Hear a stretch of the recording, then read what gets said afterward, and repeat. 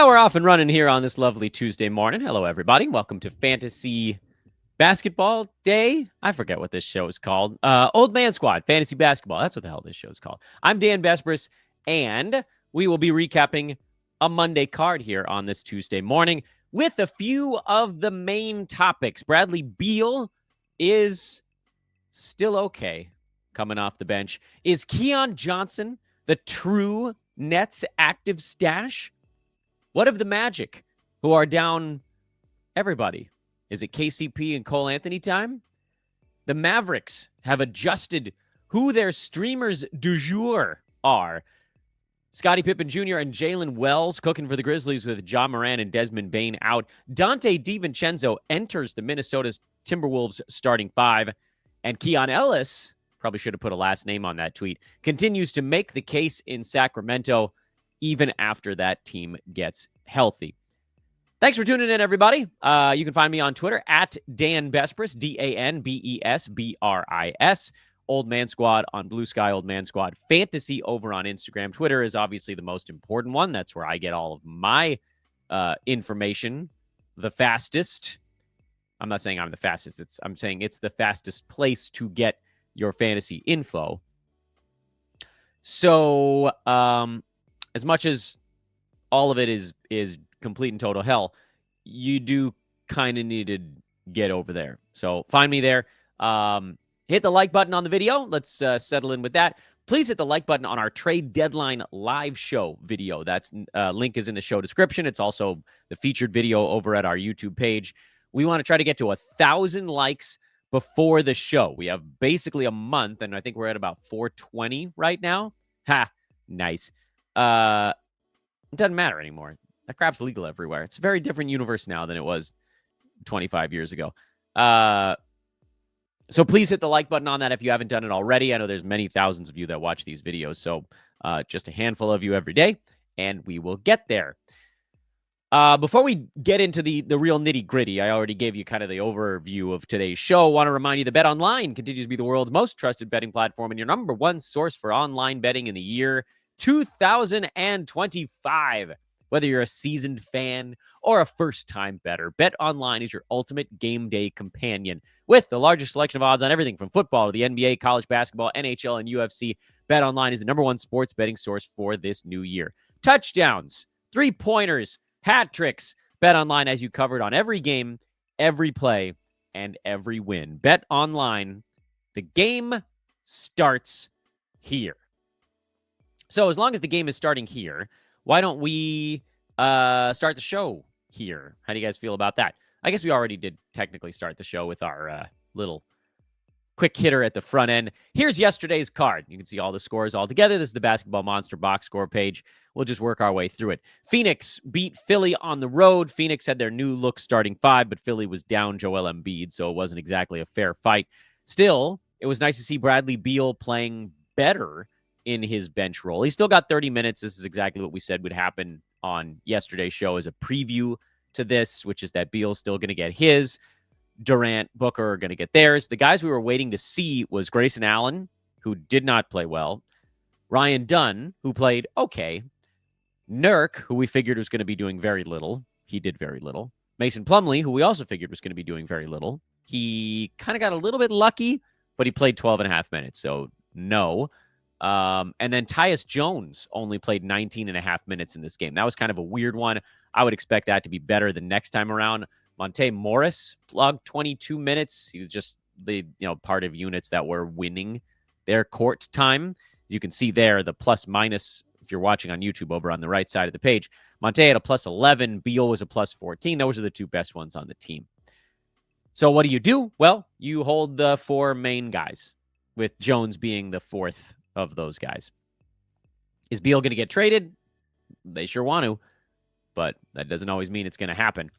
We're getting Jimmy Butler and Bradley Beal rumors like they're going out of style right now. Chris Haynes just dropped a little video from his bright and shiny man cave that a few teams have been informed not to bother trying to trade for Jimmy Butler. So we'll watch that in a second and find out what those teams might be. As far as the Sixers go, Kelly Oubre came back at 26 and 11. He's always going to be a monster when one of the stars is out. Specifically, if it's Joel Embiid. That's going to be your sort of big winning ticket for a bunch of other guys. Gershon Yabusele also had a good game filling in because no Andre Drummond in addition to no Joel Embiid. So it was sort of like a double whammy. When Embiid comes back, which we're assuming is going to be relatively soon, Oubre goes back to being more fringy because there just aren't 18 shots for him when Embiid is playing. There's like 9 we saw. You are not rolling with Caleb Martin outside of schedule plays again for Yabusele. It's only when Embiid and Drummond are both out. And again, for Oubre, he's an injury play when any one, I would think, of the 3 main stars is down. Portland, they had a lead in this ball game for a while. Detroit came back and won it. Luckily, people got their fantasy stuff before the game went final. Not Scoot, though. Scoot, 3 assists and a rebound. He was a disaster. I'm going to amend how I feel about Scoot kind of in this moment, in that we had been calling him a pickup in punt, turnover, and punt field goal leagues. He's probably not even that. He's number 112 over the last 2 weeks, which again, like close, but not quite. And that's with this really bad game mixed in. So before that, he was basically there, but he was also bad at free throws over that stretch, which I'm hoping improves for Scoot, although I guess I don't know for sure that it's going to. But he was 82% last year, 76 this year. Let's assume that gets a little bit better. He's still, like, Scoot is more of an active stash type because he's not going to be great every night. I don't even think he's going to be good every night right now. But we do know that as this year progresses, he's likely to do more. So if you have a team that's punting turnovers, punting at least field goal percent, maybe apparently also free throw this year, but I guess I don't probably have to do that, then you could probably kind of sit on him and ride through the tough times. Similarly with Denny Avdia, although the tough times are a little more sparse right now because Jeremy Grant is out, so Avdia is getting a bunch of extra playing time. He wasn't as good in this one, but he's been good with Jeremy outside of turnovers. And you're getting kind of a preview of like, oh, this is what Avdia would look like if only Jeremy Grant was gone. Well, what if Anthony Simons gets traded? What if DeAndre Ayton gets shut down or moved? What if, Robert Williams doesn't really have an impact on things here, but what if he gets moved out of the way? There's a lot of ways that Avdia gets well over the cut line, which makes him kind of a top 3 active stash type right now. If you're thinking about guys that can give you stuff for head-to-head, at least in the short term, and have a path to more, Avdia is kind of that guy. This is an amazing sell opportunity for Anthony Simons. Not because I don't think he's going to do stuff the rest of the way. He's up to number 107 on the year after that absolutely atrocious start. He's better than that if you're punting field goal. But if you're not punting field goal, you probably don't want him. And even if you are, you're in kind of this magical valuation where he's been blasting his way up the board. If you can get like a top 80 guy for Simons, I would almost definitely do it, especially knowing that shutdown and trade stuff is still conceivable for him. Donovan Clingan, by the way, another guy that would stand to benefit if DeAndre Ayton ever went down, but not yet. Not yet. Well, we got bad Malik Beasley on the Detroit side. He's a hold, though. You have to know that these games are going to come every once in a while, which, again, this is why it's hard for him to maintain top 100 value because his value is so heavily tied to making 3-pointers. Most of the time, he's going to make plenty. This game, it just so happens that Tim Hardaway Jr. got hot. He went full Boyan. Tim Hardaway Jr., congratulations. A tip of the cap to you, sir, on a Boyan Bogdanovic. 26 points, 6 3-pointers, and zeros across the rest of the board. Literally nothing else for Tim Hardaway Jr. besides 26 points and 6 3-pointers, which again, like that's a good enough line, but it's hard to do nothing else in 33 minutes on a basketball court. Tim Hardaway Jr., you have received the Boyan. I forgot what I was talking about before. I want to make sure that I don't skip over anything. Yeah, okay. We're good. Keep moving. Otherwise, Jalen Duren got 27 minutes. That's a good sign for him. I don't know if that means that he's starting to trend upward. I still think if you can sell him for a top 100 other center, you try to do it. But this is a good sign. Tobias is playing much better since Jaden Ivey went down. That's like just sort of enjoy the fact that we got a kind of a freebie out of it. I don't know what this is going to mean overall for him, but certainly he'll be inside the top 100, and he's top 30 over the last 4 ball games, which is basically the Jaden Ivey window. Now, admittedly, he's shooting 56.5% of that stretch, not sustainable, but he was also really low coming into it. And then Cade is just rumbling along. Nothing to add there. Indiana beat Brooklyn. This was kind of a layup of a game. Indy didn't have to play all that hard, so I don't want to read too much into it. Andrew Nembhard, 8-5-3 with a couple of steals. In my mind, he remains a punt threes guard option only. Brooklyn is worth a little bit of our time because they're in pre-tank mode right now. And if you guys are unfamiliar with my made-up terminology, the pre-tank is teams. So for many years, the silly season was the last month of the year. Teams would shut down all of their guys, and then we had to sort of piecemeal the whole thing together, and you knew the stars were done. Well, now it's harder, honestly, because teams are trying to crack down on the tank. And so now teams have adjusted the way that they tank. Basically, teams are blowing games in December.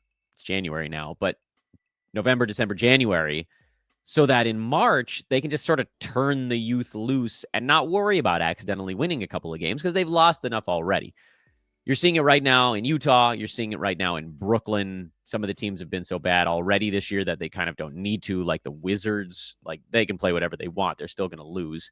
The Raptors, they can play their guys because they lost a bunch of games already. But the Nets accidentally got off to an okay start. Not as much lately. They're 3-7 in their last 10, but prior to that, they were 10-16, which is not good. But also, like, that was damn near play-in spot in a bad Eastern Conference. Bottom of the Eastern Conference playoff groups have warmed up a little bit, so it's not quite so hideous, but it's still pretty ugly. In any event, doesn't really matter. The point of all of this is Brooklyn is not to say that they're just resting guys, because Cam Thomas is definitely hurt. Keon Johnson definitely tweaked an ankle. D'Lo, like, here's the thing. Someone like a D'Angelo Russell, if this team was trying to compete right now, he probably would have played through his contusion. All the reports leading up to this game on Monday night were people in the arena saying, oh, D'Lo's out getting shots up. He looks pretty good. And then I was like, yeah, he's not going to play. So, beep. Some of that is because teams don't want to get their trade assets hurt. And I don't know if D'Lo's going to get moved or not. He's a candidate to be, but it's definitely not a guarantee. And then the Nets are sort of losing their lesson because Cam Johnson keeps getting himself hurt. He's having a great year, and if they trade him, they'll fetch a pretty good return. In any event, it leaves us with this mishmash of goobers. I mean, this is a real goober city. So Day'Ron Sharpe had 16, 13, and 5, and then had some really fun post-game quotes about his 9 offensive rebounds. He's like, I don't care how big you are. I'm going to push you out of the way for it. Okay, great. Like, I actually do hope that he plays a ton of minutes. I don't think it's happening until Nick Claxton is either out of there or shut down. All year, we've been talking about Noah Clowney, and it's possible that Day'Ron Sharpe might actually be the guy in the front court to keep an eye on. His fantasy game seems to be more translatable. You don't need to pick him up right now. Zaire Williams, 10, 8, and 4. That's a couple good games in a row, but only 26 minutes. I don't think you need to pick him up either. Keon Johnson, 32 minutes, which once again led the team in that department. He had 12, 4, and 5 with 4 steals. The turnovers were bad. The field goal percent we knew was going to be not great. 40% actually you can kind of deal with. Keon Johnson to me is the guy that you're streaming right now because of the minutes. Because he's kind of playing some point guard, and the minutes seem to be the safest out of all of this, again, goober pie. What's a goober pie? Is that a thing, or did I just make that up? I know a goober pea is a name for a peanut. Oh, goober pie is a peanut pie. That's that. Ooh, that looks good, man. Can someone make me a goober pie? I just decided. Oh, man, Dan, do a better podcast. Anyway, I like Keon Johnson, and I like, apparently, goober pie. Please don't make me a goober pie. My younger son is allergic to peanuts. Can you make me an almond goober pie? Nick Claxton, you just kind of have to ride it out as much as it sucks. Luckily, I didn't draft him anywhere, And during fantasy draft season, I think I talked you guys out of drafting him too, because I was like, why would you draft Nick Claxton at 70 when you can get punt? There's like 6 punt free throw centers available between 100 and 130. Not all of those guys panned out, by the way. Like Trace Jackson Davis didn't start playing well until recently, but Derek Lively was a way better option. He's the same as Nick Claxton, but you could get him 30 picks later.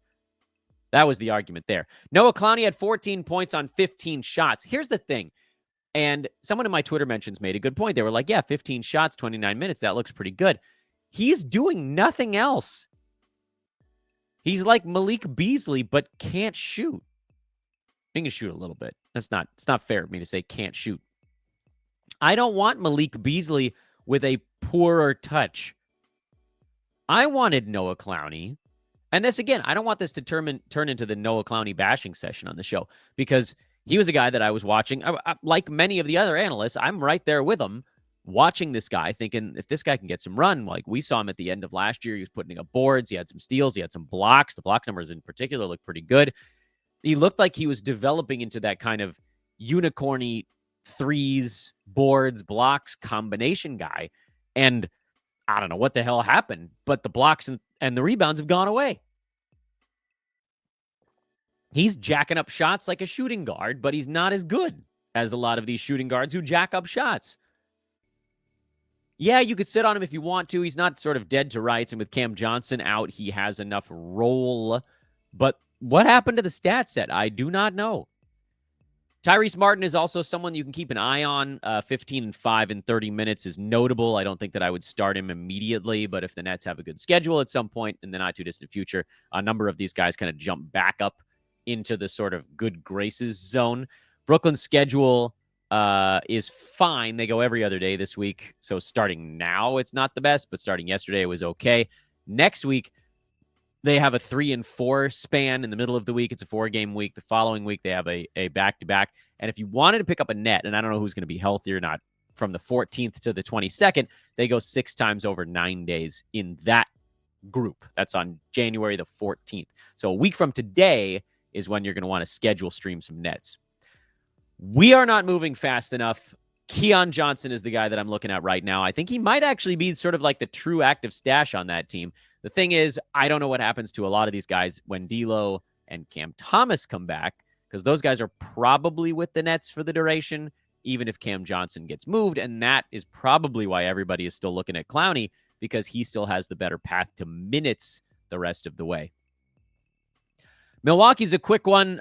Chris Middleton sat this one out. We were just talking about how he looked like he was slowing down, and they're just giving him some time to rest the ankles. I thought it was dead leg. They called it tendonitis, whatever you want to call it. He'll be back soon-ish. But again, this is why leading up to the year, I insisted that you do not draft Chris Middleton in any head-to-head format, ever. Because the upside just isn't good enough. And it's why I wasn't as down on Kawhi Leonard. Admittedly, he ended up being out way longer than expected, because they were like, oh yeah, he'll be ready for training camp. And then he wasn't ready for training camp. And it's like, well, like what, maybe we get him a month back into the season. 2 months and a couple of weeks, a little longer. Anyway, again, I'm having some issues with being sidetracked today. Bobby Portis remains an intense sell high while he's running this hot. He's been a top 30 play the last couple of weeks. Brook Lopez bounced back. He is a buy low, if you could still do it on this one. And we move on from Milwaukee.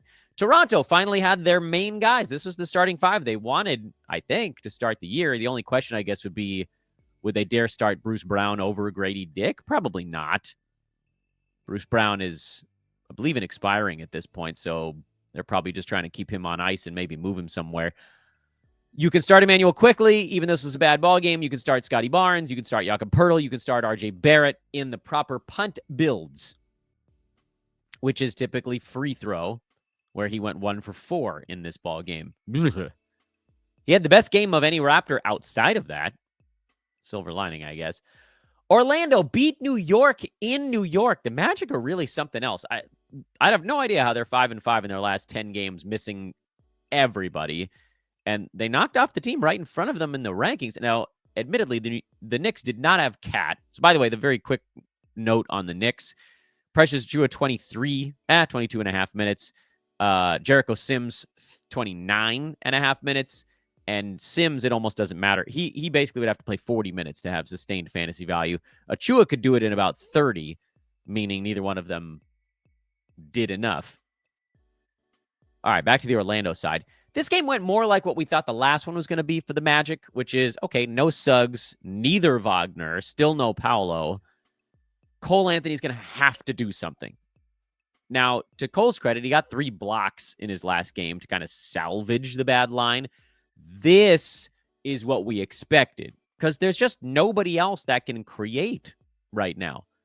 So Cole Anthony had a usage rate up near 30, 18 shots in 37 minutes. And if everybody's still out for the Magic in their next ball game, do it again.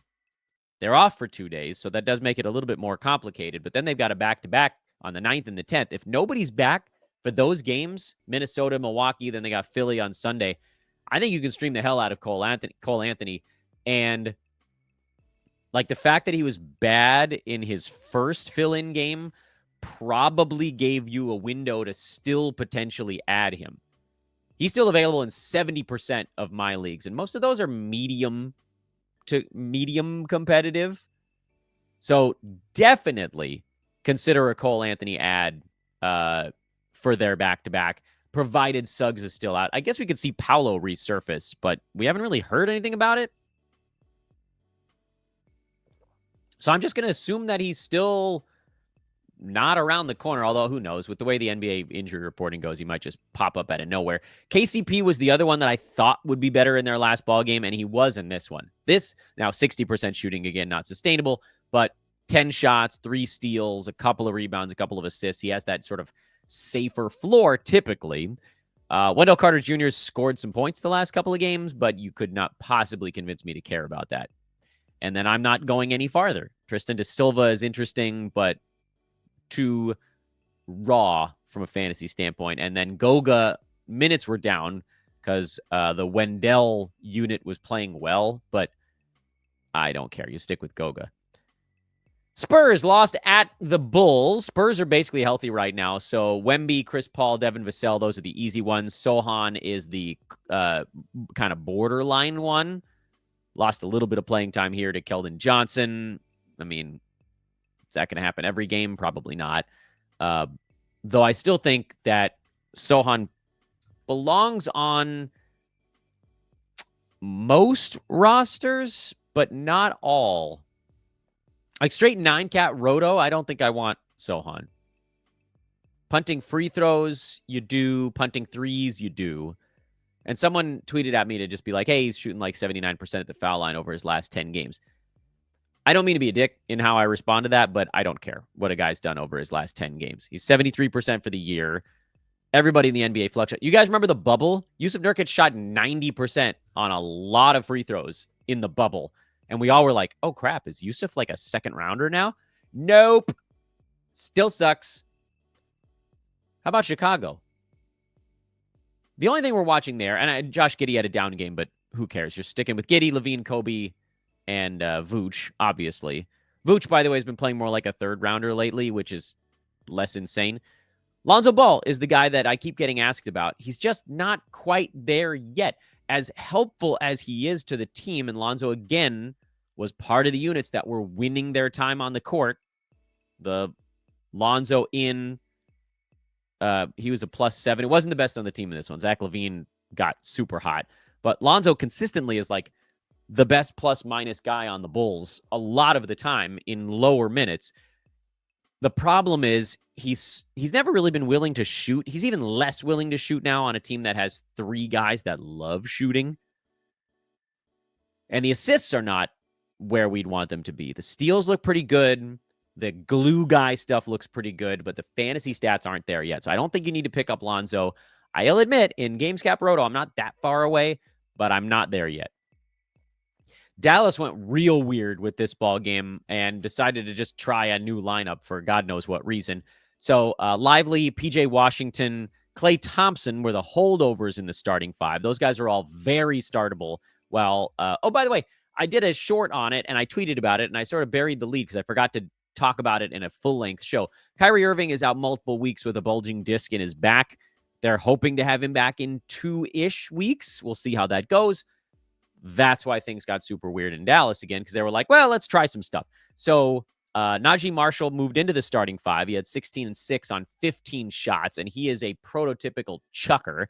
Daniel Gafford turned an ankle early in this game and went down. Maxi Kleba got the start and played 22 uninspiring minutes.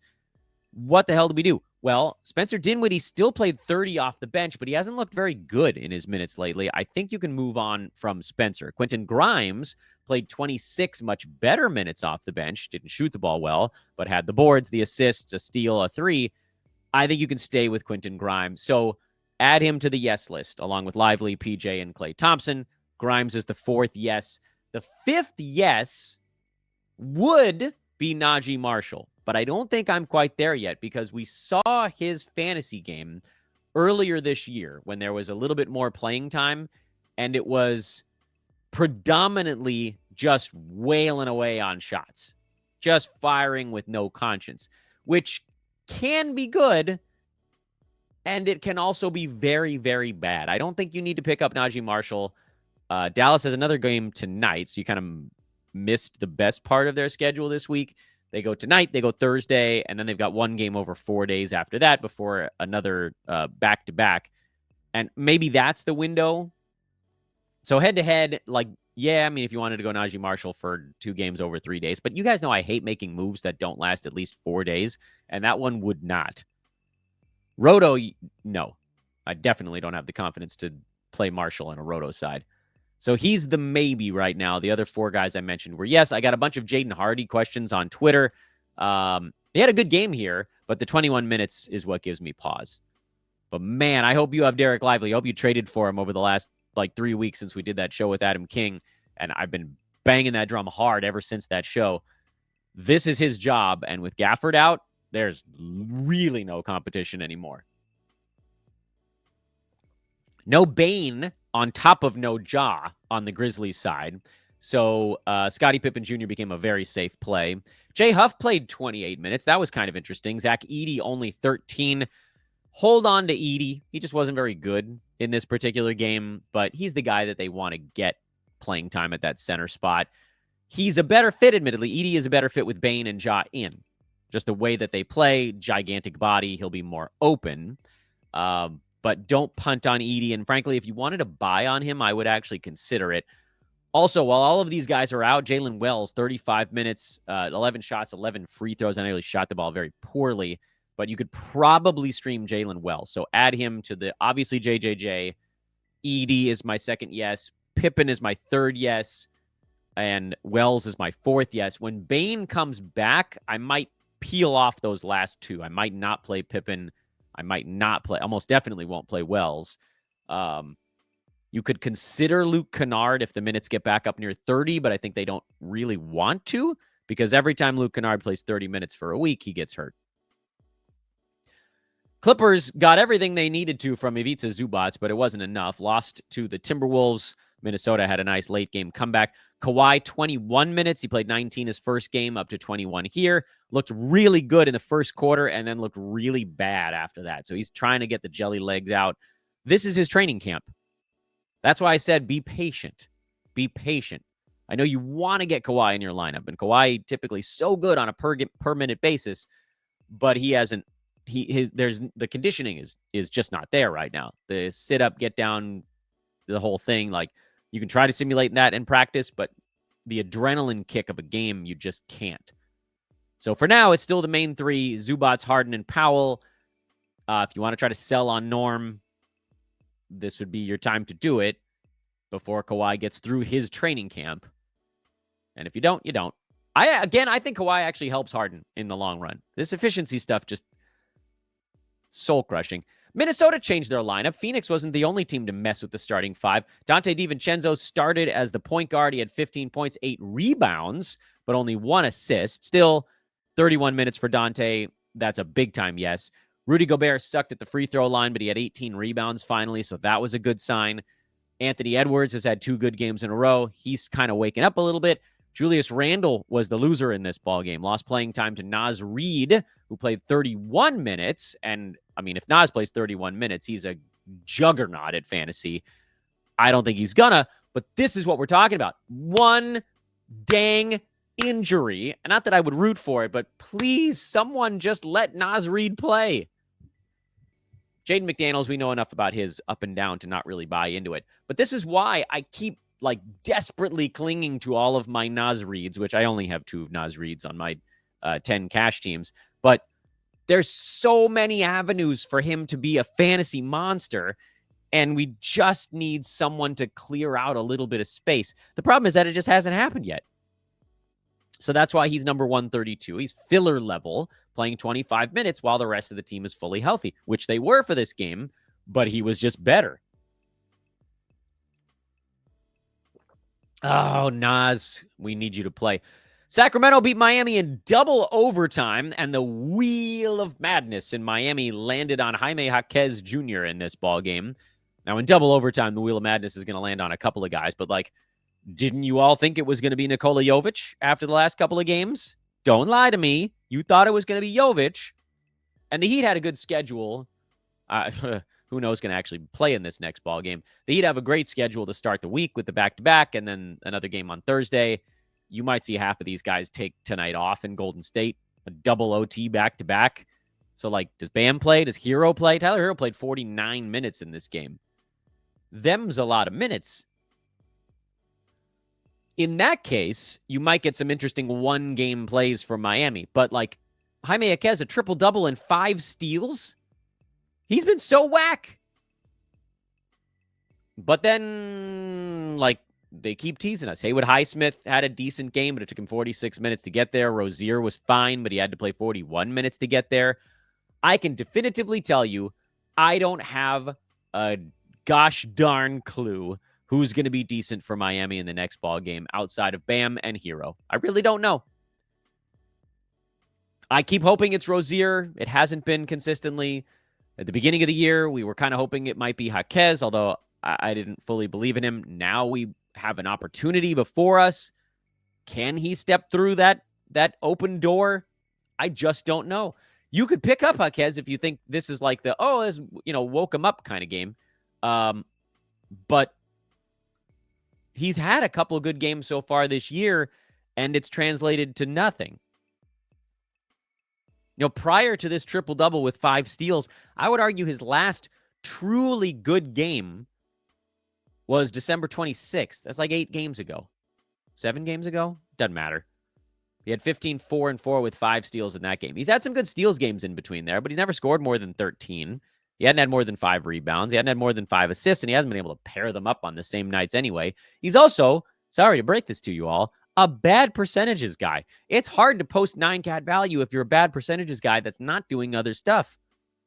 So if you want to pick him up, fine, go for it. But he's probably going to be bad in the next one. I mean, unless everybody else sits besides him tonight. Oh, come on, Terry Rozier. Can't you just be decent? You'd be the easy one. He's not. Kings side, Keon Ellis was so good again. 17, 8, and 3, 3 steals, a block, 3 3-pointers. DeMar was really good late in this game. Not great at the end of regulation, but very good in the overtimes. Still no De'Aaron Fox. Domantas Sabonis played 51 minutes for his triple-double. Oh, my goodness. These guys are lucky to have 3 days off right now.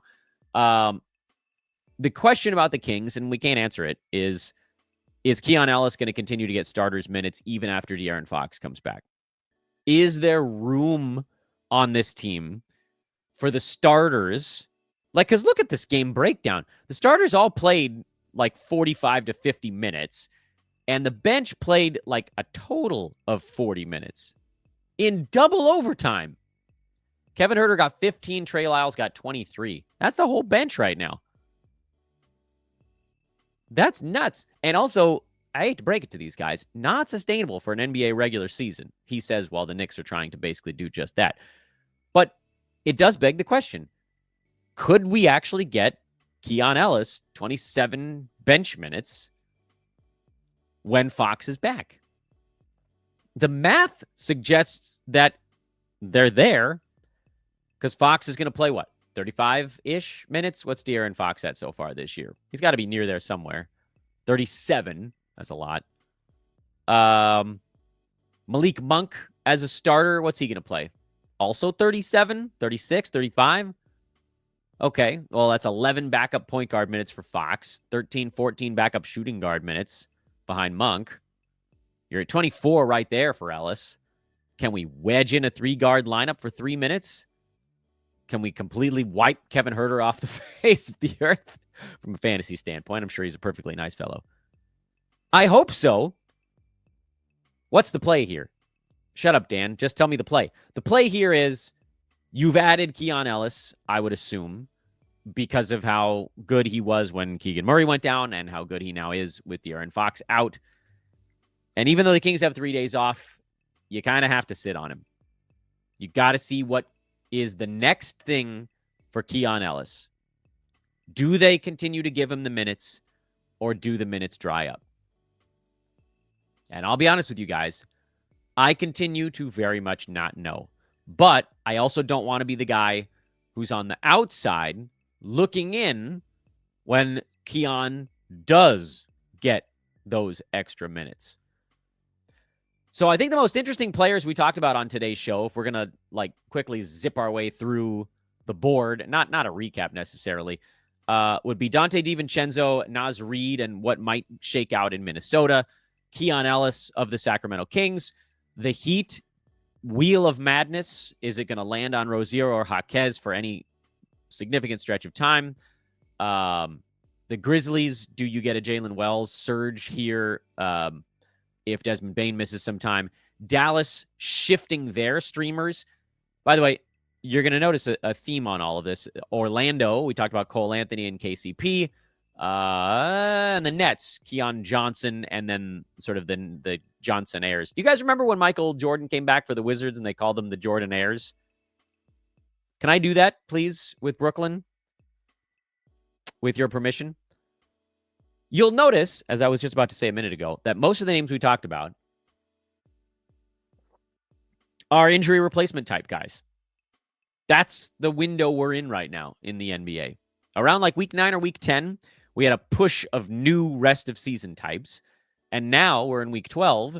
Now we're in the a bunch of guys got hurt window. So yeah, teams are not messing with their rotation because they're just trying to fill in the gaps. So the injury replacement board gets very large. And as that shrinks, you'll see the rest of season stuff. That's the ebb and the flow of the long NBA season. Come along with us as we ride the tides here on Old Man Squad Fantasy Basketball. Thanks for watching, everybody. I'm Dan Besbris at Dan Besbris on Twitter. DanBesbris. Make sure you subscribe.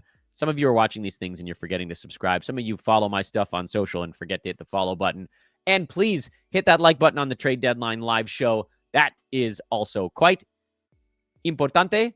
And we're donezo. I'm going to try something new today, guys. There was a request for a really cool show idea about specialists. I think we can do a little bit of a specialist show. A couple of key options are for maybe 8. I'm going to turn over specialist. 8 of the 9 categories that are available on some wires right now. But I might try dropping that the minute the last game ends tonight. It feels like there's a weird surge of listenership around there.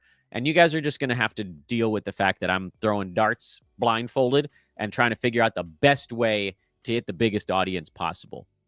Actually, traditional pod channels, I might put it out in the mid-afternoon. YouTube, I might try dropping it a little bit later. What I've learned, you guys don't care, but what I've learned is that if you drop a podcast on YouTube that's within a couple hours of games starting, it just gets buried.